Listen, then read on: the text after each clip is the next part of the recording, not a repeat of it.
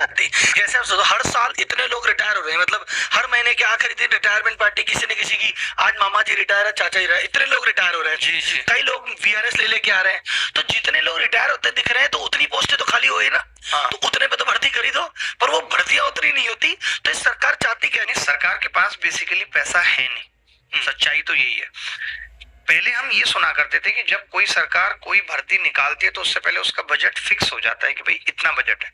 आज सरकार खर्च कर रही है, जिसको कहा जाता है चुनावी भाषा में रेवड़ी बांटने पे।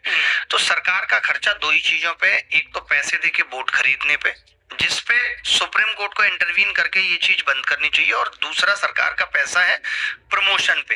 करना कुछ नहीं है, एडवर्टाइजमेंट दिखाए जाओ, एडवर्टाइजमेंट दिखाए जाओ, एडवर्टाइजमेंट पे पैसा है। सरकार का आगे आने वाला जो प्लान दिखता है वो ये दिखता है कि आगे आने वाले वक्त में ये सिर्फ और सिर्फ पुलिस और ज्यादा से ज्यादा कुछ शिक्षकों को बस पैसा देंगे, बाकी सब ये आउटसोर्स करेंगे, क्योंकि आउटसोर्स में कम पड़ता है।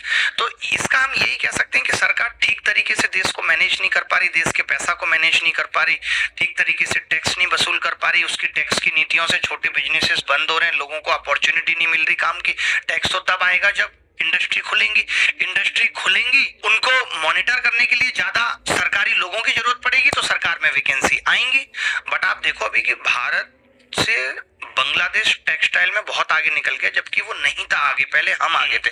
अब लोग इस पे कहते हैं कि अरे बांग्लादेश में लेबर कॉस्ट कम है इसलिए वो आगे निकल गया, और हमारे यहाँ तो लेबर कॉस्ट लोग फ्री में काम करने को तैयार हैं, ये हालत है। और हम ये आज दे रहे हैं टेक्स्ट। आज आप देखो ना कि आज ब्लैकबेरी और ये वैन हुसैन, इन ब्रांडों में आपको लोग नहीं मिलेंगे घूमते हुए। इंडियन ब्रांड्स हुआ करते थे, आज लोग कहाँ मिलेंगे आपको? जारा में, H&M में, क्योंकि ये लोग नहीं कर पाए टेक्सटाइल में उतना अच्छा। तो बाकी के देश, हम क्या है, हम किस चीज पे आ गए? सरकार का ये हो गया सीधे सीधे, भैया बाहर से जो माल खरीदो 100 रुपए का, हमें यहाँ पे 100 रुपए टैक्स दो, हमें मतलब नहीं है। देश की जनता उसे 200 में ले रही है, 250 में ले रही है, कोई मतलब नहीं।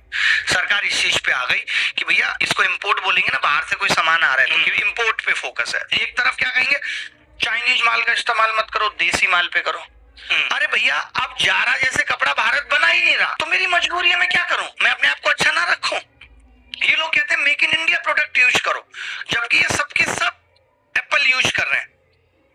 ये कहते हैं make in India, make in, मेरा पहले भी ये कहना था, अभी भी है कि मेक इन इंडिया प्रोडक्ट सिर्फ इस इमोशंस पे नहीं बेचा जा सकता, नहीं इस्तेमाल किया जा सकता कि वो मेक इन इंडिया है, भले ही वो अच्छा है या नहीं। क्योंकि लोग कोई भी प्रोडक्ट इस्तेमाल करने से पहले देखते हैं कि वो अच्छा है या नहीं।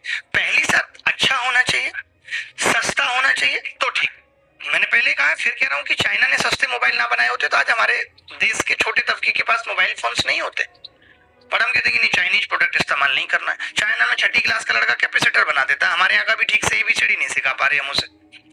बताओ, तो हम स्किल लर्निंग तो डाल नहीं रहे, फिर बात करते हैं कि चाइना को पीछे छोड़ देंगे। बहुत सारे लोग आपको ये कहेंगे भारत में पॉपुलेशन बहुत ज्यादा है इसलिए भारत शायद उतना विकास नहीं कर पा रहे। भैया चाइना में भी पॉपुलेशन खूब है, चाइना तो खूब विकास कर रहा है। पॉपुलेशन को ठीक आने पे लगाने की जरूरत थी ठीक तरीके से, अगर लगाया जाता तो देश बहुत आगे बढ़ सकता था।